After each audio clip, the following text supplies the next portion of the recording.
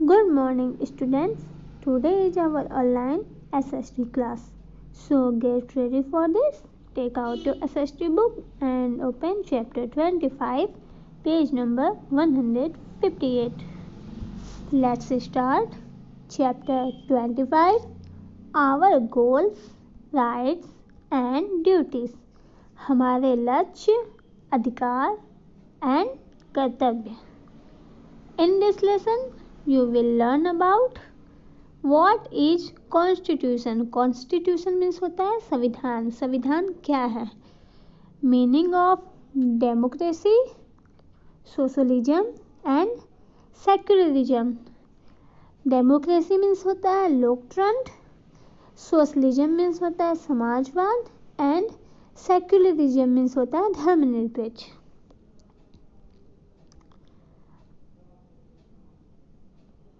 Our fundamental rights and duties.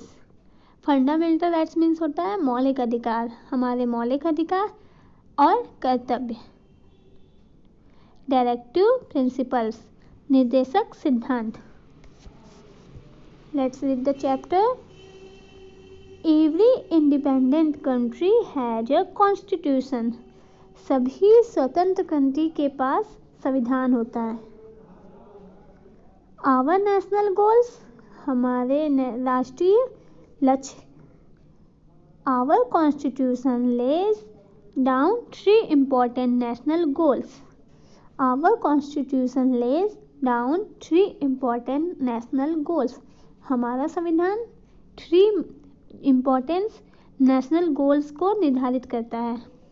These are, ये हैं democracy, लोकतंत्र, सोशलिज्म, समाजवाद एंड सेक्युलरिज्म, धर्मनिरपेक्ष. Democracy, socialism, secularism. A constitution is a set of rules according to which a government runs. A constitution is a set of rules according to which a government runs. संविधान नियमों का एक समूह है जिसके according सरकार चलती है. फर्स्ट हम चलते हैं democracy. Democracy, it is a type of government which is elected by the people. It is a type of government which is elected by the people. ये एक तरह की सरकार है जो लोगों द्वारा चुने जाते हैं. All man and women above 18 years of age have to rights to vote in the election. सभी मैन या वुमेन जो 18 ईयर्स के हैं या उससे ज़्यादा के हैं उन सबको अधिकार है वोट देने का. The elected people from the government and make laws for the welfare of the people and the state as a whole. The elected people from the government and make laws for the welfare of the people and the state as a whole. सरकार से चुने हुए लोग और सभी रूप से लोगों और राज्य के कल्याण के लिए कानून बनते हैं. सेकेंड है socialism. It means that all the people living in India will have equal rights. It means, इसका मतलब है that all the people living in India will have equal rights. इसका मतलब है कि भारत में रहने वाले सभी लोगों के लिए समान अधिकार होंगे. No differences will be made between the rich and the poor. No differences will be made between the rich and the poor. वो चाहे अमीर हो या गरीब हो उनको देने वाले अधिकार में कोई भी अंतर नहीं होगा. Equal opportunities will be given to all the people. सभी को एक तरीके की अपॉर्चुनिटी, सभी लोगों को एक तरीके की अपॉर्चुनिटी दी जाएगी. थर्ड है secularism. Secularism. It means that all the Indians are free to follow any religion of their own choice. It means इसका मतलब है that all the Indians जो भी इंडिया में रहते हैं भारतीय Indians are free to follow any religion. वो फ्री हैं किसी भी धर्म को चुनने के लिए जो उनकी अपनी पसंद का है. Our government will treat people of all religions alike. Our government will treat people of all religions alike. हमारी जो गवर्नमेंट है सभी धर्मों के लोगों के साथ समान व्यवहार करेगी. There are schools and colleges run by different religions group. There are schools and colleges run by different religions group. अलग अलग धर्मों के समूह द्वारा चलने वाले स्कूल और कॉलेजेस भी हैं.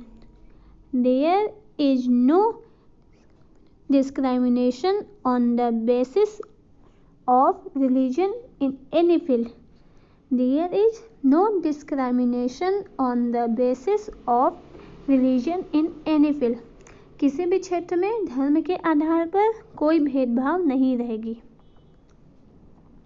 नेक्स्ट टॉपिक है फंडामेंटल राइट्स एंड ड्यूटीज. मौलिक अधिकार और मौलिक कर्तव्य.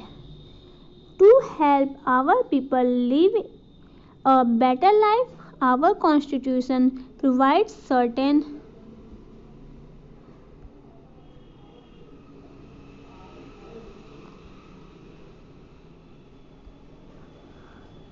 rights to every citizen.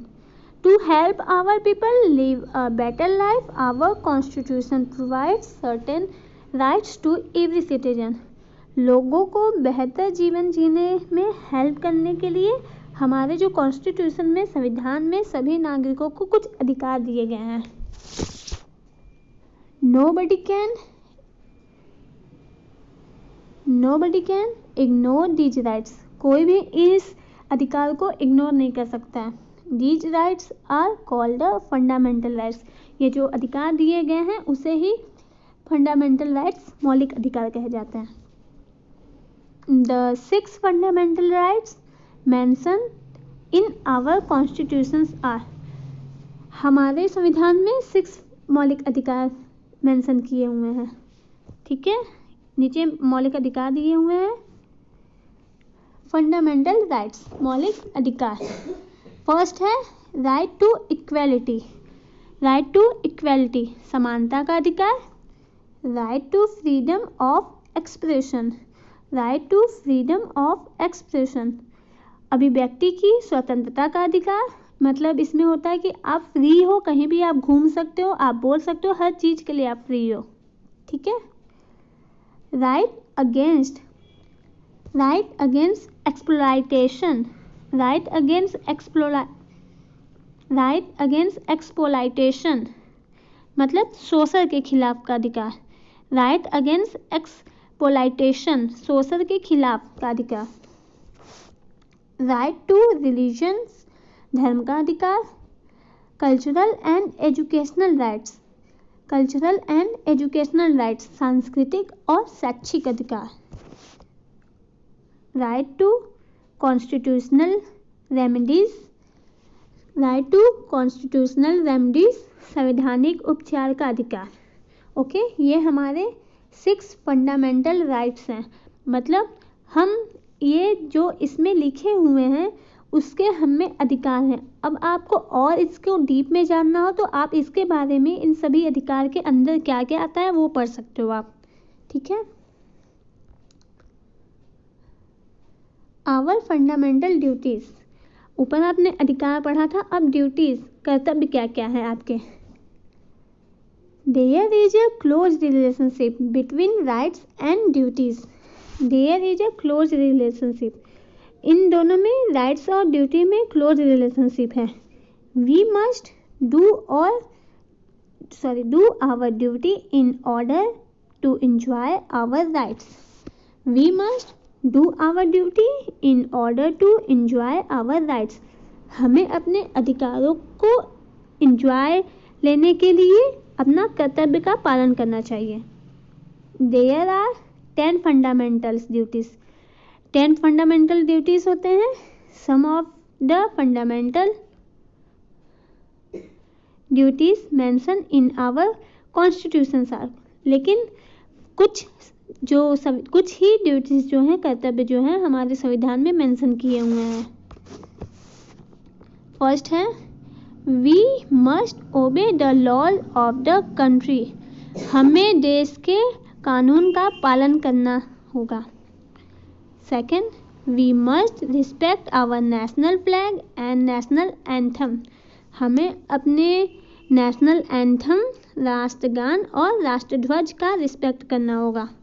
Third है we must pay our taxes. हमें सभी जो टैक्स लगते हैं वो सभी चुकाने पड़ेंगे। Fourth we must protect the unity and oneness of our country.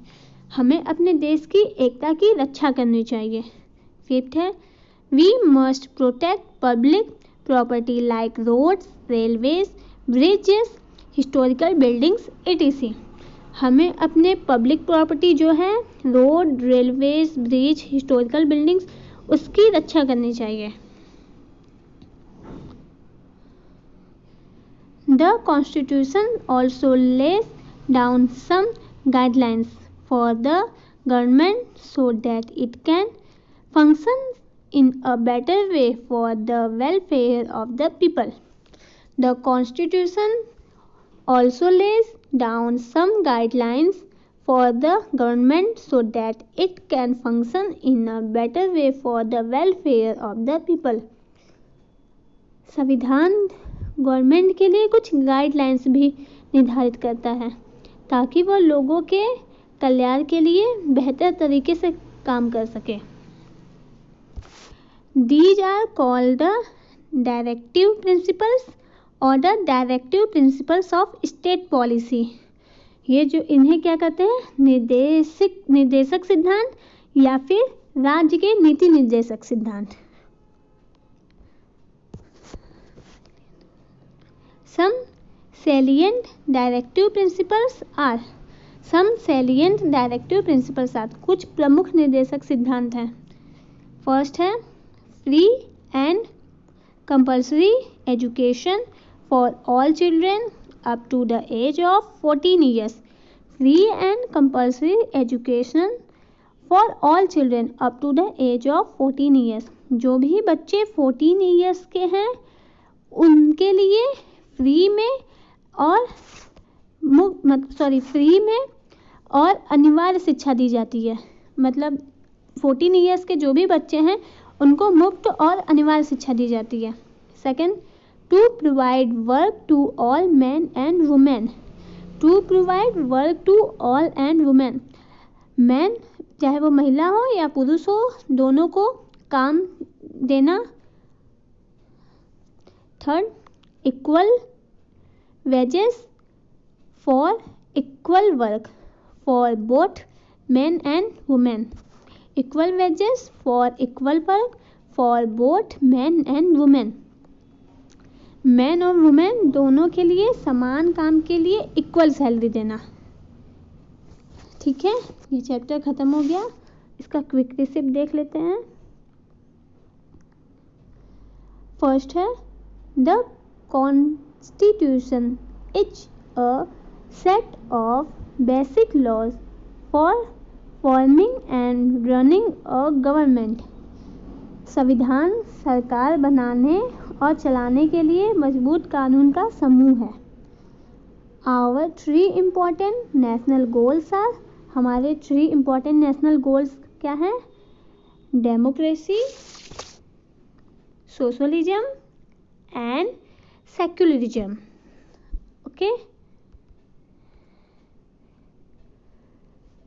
Our constitution provides 6 fundamental rights to help our people live a better life. हमारा संविधान जो है वो 6 मौलिक अधिकार देता है जिससे हमारी लाइफ और बेटर हो सकती है। Our constitution also provides the fundamental duties. हमारे संविधान में कुछ मौलिक अधिकार भी दिए हुए हैं। The directive principles are the guidelines for the government. जो निर्देशक सिद्धांत हैं वो कुछ सरकार को गाइडलाइंस देता है। ठीक है, ये आप अच्छे से पढ़िएगा ये चैप्टर। Okay, thank you.